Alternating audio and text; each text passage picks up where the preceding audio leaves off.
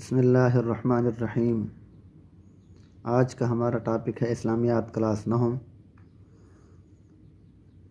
اور ہمارا سلیبس ہے قرآن مجید، جو کہ سورۃ انفال مکمل احادیث مبارکہ، اس کی پہلی 10 احادیث ہم نے ترجمہ اور تشریح کے ساتھ پڑھنی ہیں، اور تیسرے نمبر پہ ہے موضوعاتی مطالعہ، جو کہ اس کے پہلے 4 ہمارے 9th کلاس کے سلیبس میں شامل ہیں۔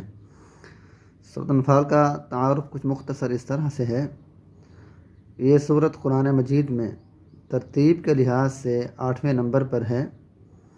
سورۃ الانفال مدنی صورت ہے۔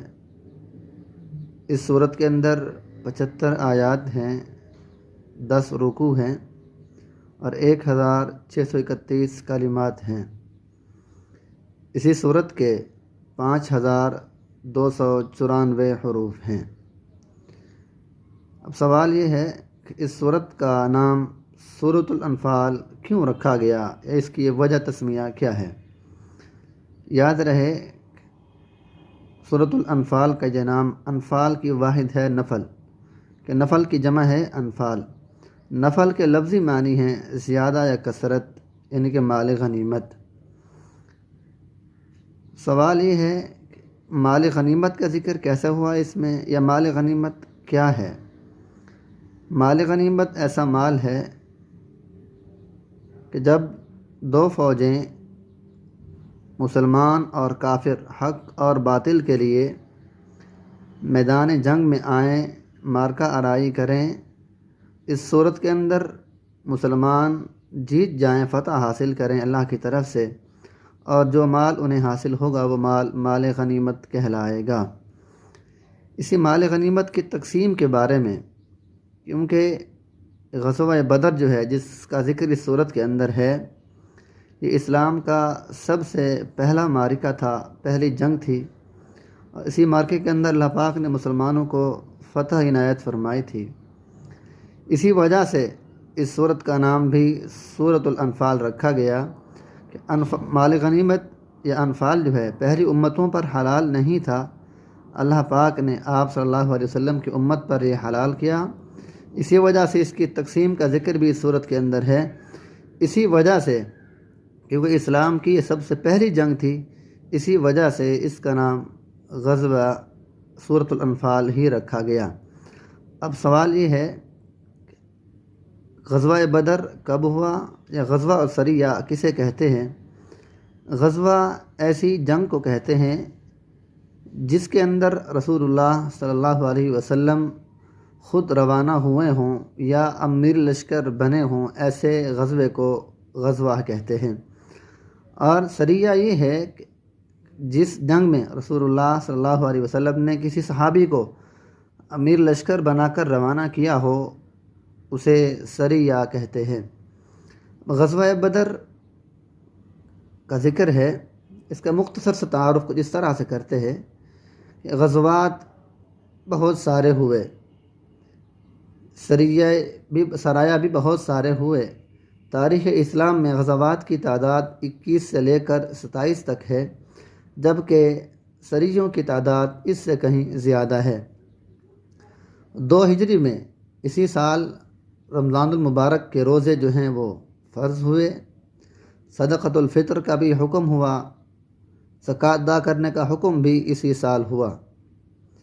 یہ پہلا سال تھا جس میں پہلی مرتبہ عید الفطر اور عید الاضحیٰ کی نماز ادا کی گئی۔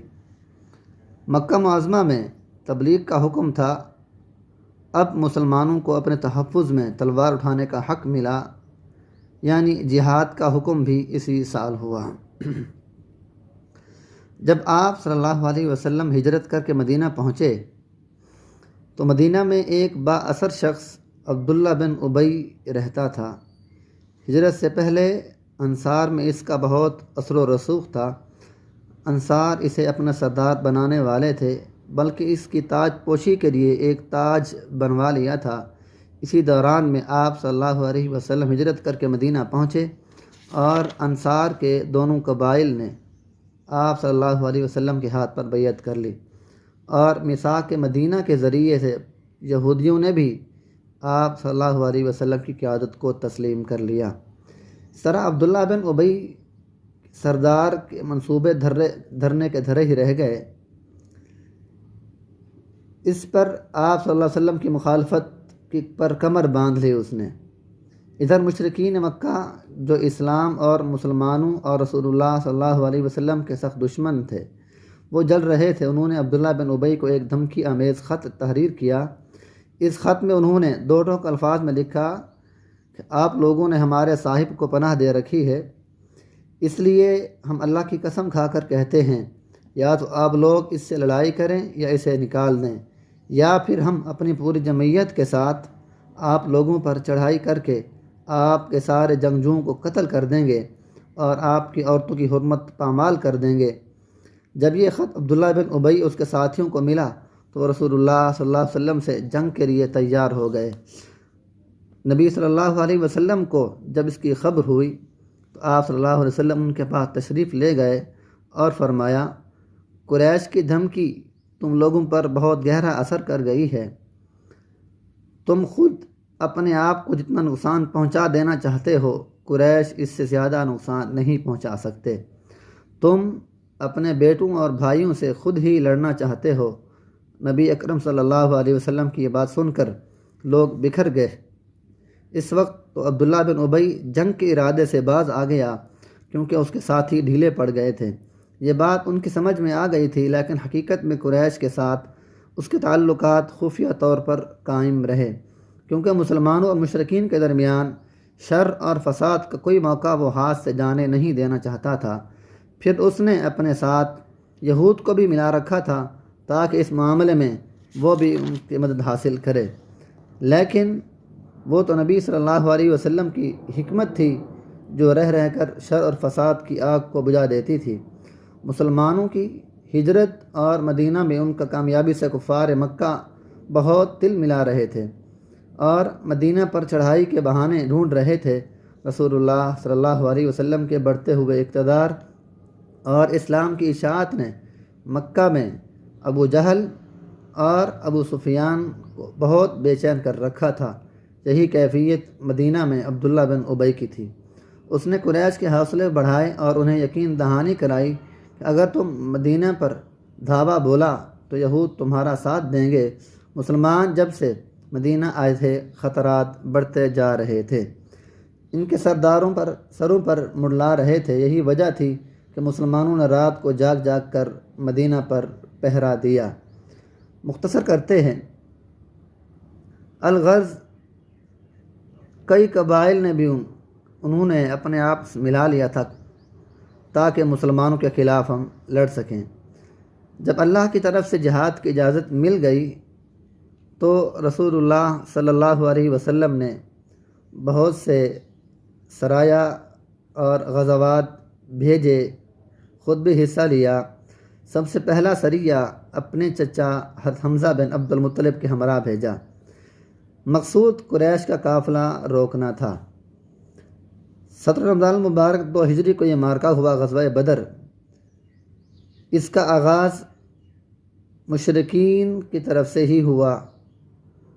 اس غزوہ کے اندر صحابہ کرام 313 تھے، 82 یا 83 یا 86 مہاجرین تھے اور بقیہ انصار تھے، اور پھر انصار میں سے 61 قبیلہ اوس سے اور 170 قبیلہ خزرج میں سے تھے۔ انہوں نے مکمل تیاری بھی نہیں کی تھی۔ سواری میں صرف 2 گھوڑے، ایک سیدنا زبیر بن عوام اور دوسرا سیدنا مقداد رضی اللہ عنہ کے پاس تھا، اور 70 اونٹ تھے۔ 8 یا 12 رمضان المبارک کو یہ مختصر فوج لے کر رسول اللہ صلی اللہ علیہ وسلم مدینہ منورہ سے نکلے تو بدر منزل مقصود تھی۔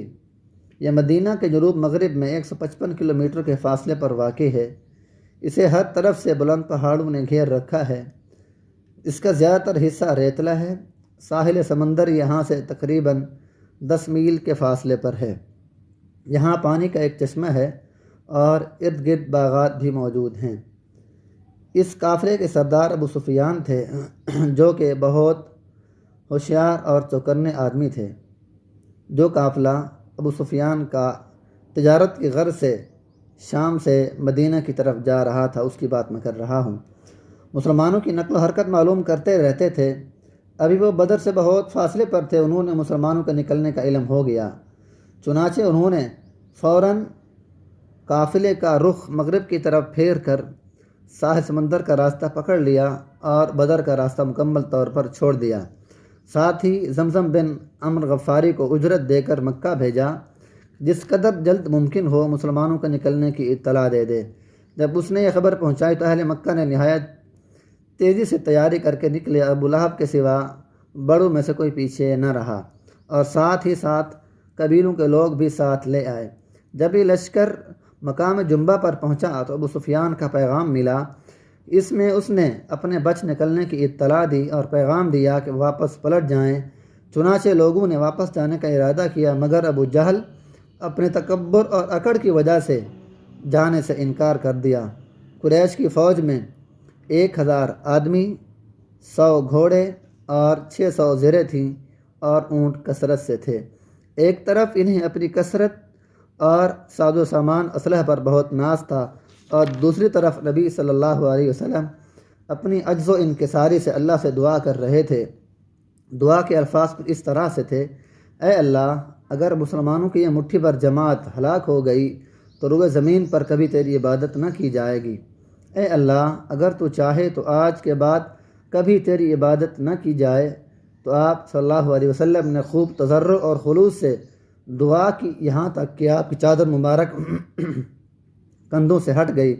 سیدنا ابو بکر رضی اللہ عنہ نے چادر درست کی اور عرض کیا: اے اللہ کے رسول صلی اللہ علیہ وسلم، بس کریں، آپ نے اپنے رب سے جی بھر کے دعا کر لی۔ تو اللہ کے رسول صلی اللہ علیہ وسلم نے فرمایا: ابو بکر، تمہیں مبارک ہو، اللہ کی طرف سے مدد آ پہنچی۔ یہ جبریل کھڑے ہیں جو گھوڑے کی لگام تھامے ہوئے ہیں۔ جنگ کا آغاز مشرکین کی طرف سے ہوا۔ آنے والا تیر جو کہ سیدنا عمر بن خطاب رضی اللہ عنہ کے غلام سیدنا مہجہ کو لگا، تیر لگنے سے وہ شہید ہو گئے۔ اس طرح وہ جنگ کے پہلے شہید ہوئے، اور دوسرے شہید حارثہ بن سراقہ انصاری رضی اللہ عنہ تھے۔ دونوں لشکر آمنے سامنے آئے۔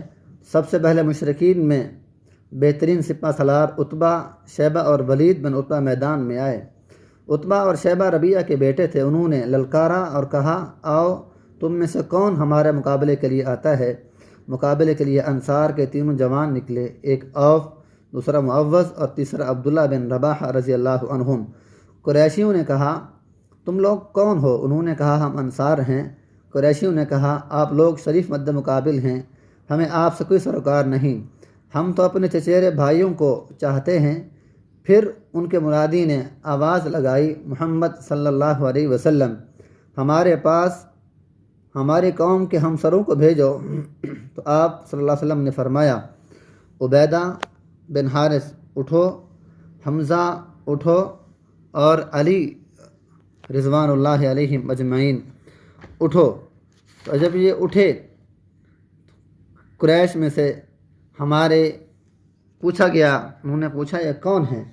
تو انہوں نے فرمایا کہ ہم قریشی ہیں۔ تو نام پوچھے، نام بتانے پر وہ لوگ خوش ہوئے اور کہنے لگے: اب مزہ آئے گا، یہ ہم پلہ لوگ ہیں اور ہم شریف مد مقابل ہیں۔ اب معرکہ آرائی شروع ہوئی۔ سیدنا عبیدہ رضی اللہ عنہ نے، عمر میں سب سے زیادہ تھے، انہوں نے عتبہ کا مقابلہ کیا، اور سیدنا حمزہ رضی اللہ عنہ نے شیبہ کا، اور سیدنا علی رضی اللہ عنہ نے ولید کا مقابلہ کیا۔ سیدنا حمزہ رضی اللہ عنہ ایک ہی وار میں شیبہ کا خاتمہ کر دیا، اور علی رضی اللہ عنہ نے ولید پر حملہ آور ہوئے۔ ان کا وار نہ روک سکا، تلوار ان کے کندھے کاٹنے لگی، گزر گئی، وہ پھر ڈھیر ہو گیا۔ سیدنا عبیدہ اور عتبہ میں کافی دیر تک مقابلہ ہوا، دونوں کا وار ایک دوسرے کو کافی زخمی کیا۔ سیدنا عبیدہ کافی زخم آئے، چنانچہ سیدنا حمزہ رضی اللہ عنہ اور سیدنا علی رضی اللہ عنہ آگے بڑے، عتبہ کا کام تمام کیا۔ اس جنگ کے چند روز بعد عبیدہ بن حارث زخموں کی تاب نہ لاتے ہوئے شہید ہو گئے۔ اس وقت اسلامی لشکر بدر سے واپس مدینہ کی طرف جا رہا تھا، چنانچہ انہیں وہیں دفن کر دیا گیا۔ اب عام لڑائی شروع ہوئی۔ صحابہ کرام کو جوش دلانے کے لیے نبی کریم صلی اللہ علیہ وسلم نے فرمایا اس ذات کی قسم جس کے قبضے میں محمد صلی اللہ علیہ وسلم کی جان ہے، جو شخص بھی آج جم کر ثواب سمجھ کر لڑے گا، دشمن کو پیٹھ نہیں دکھائے گا، سامنے سے خوب وار کرے گا اور خوب بہادری دکھائے گا، اللہ تعالیٰ اسے جنت عطا فرمائیں گے۔ صحابہ کرام پہلے ہی کم پرجوش نہ تھے، رسول اللہ صلی اللہ علیہ وسلم کے ان الفاظ نے انہیں ایک نیا ولولہ عطا کیا۔ عمیر بن حمام رضی اللہ عنہ ایک انصاری صحابی تھے۔ جب انہوں نے اللہ کے رسول صلی اللہ علیہ وسلم سے یہ بشارت سنی، اس وقت وہ کھجوریں کھا رہے تھے، فوراً ہاتھ روک لیا، کھجوروں کی طرف دیکھا اور کہا یہ تو بہت زیادہ ہیں، انہیں کھانے میں بہت وقت لگے گا، میں جنت میں جانے کے لیے اتنی دیر کیوں کروں؟ یہ کہا اور کھجوریں پھینک دی، آگے بڑھے، جمع مردی سے لڑے، دشمنوں کو مارتے کاٹتے خود بھی جام شہادت نوش کیا۔ اسلام کا یہ سب سے پہلا دشمن، سب سے بڑا دشمن ابو جہل لشکر کا سپہ سالار تھا، وہی کافروں کو اکسا کر بدر کے میدان میں لایا تھا۔ دو کم عمر نوجوانوں نے اس کو قتل کر دیا۔ معاذ اور معوذ دونوں کو نام مشہور ہیں، لیکن دونوں معاذ تھے۔ بدر میں اللہ تعالیٰ نے مسلمانوں کی مدد فرمائی، انہیں فتح نصیب ہوئی۔ اس دن کو یوم الفرقان کہا گیا۔ یہ جنگ حق اور باطل کے درمیان پہلی جنگ تھی۔ اللہ پاک نے مسلمانوں کو فتح عنایت فرمائی اور مسلمانوں کا سر بلند کر دیا۔ اس جنگ نے قریش کا غرور خاک میں ملا دیا اور ان کے 70 بڑے سردار مارے گئے اور 70 کو قید کیا گیا اور باقی سارے دمدما کر بھاگ گئے۔ مسلمانوں میں سے 14 شہید ہوئے، کافی مال غنیمت حاصل ہوا۔ تو اب قیدیوں کے بارے میں محمد الرسول اللہ صلی اللہ علیہ وسلم نے مشورہ چاہا۔ عمر رضی اللہ عنہ نے فرمایا کہ ان سب کی گردن اڑا دی جائے، جن کا رشتہ دار ہے انہیں حکم دیا جائے کہ وہ ان کا سر، ان کی گردن جدا کر دے۔ تو رسول اللہ صلی اللہ علیہ وسلم کو پھر اور رشوت کی ضرورت اور سفارش کی ضرورت تھی، مشورہ ضرورت تھا، تو رسول اللہ صلی اللہ علیہ وسلم نے ابوبکر صدیق رضی اللہ عنہ سے مشورہ چاہا۔ تو آپ نے فرمایا اللہ کے رسول صلی اللہ علیہ وسلم ان سے فدیہ لے کر انہیں معاف کر دیا جائے، جو فدیہ ادا نہ کر سکے وہ 10 مسلمان بچوں کو لکھنا پڑھنا سکھا دیں۔ یہ تھا مختصر سا تعارف اس غزوہ کا۔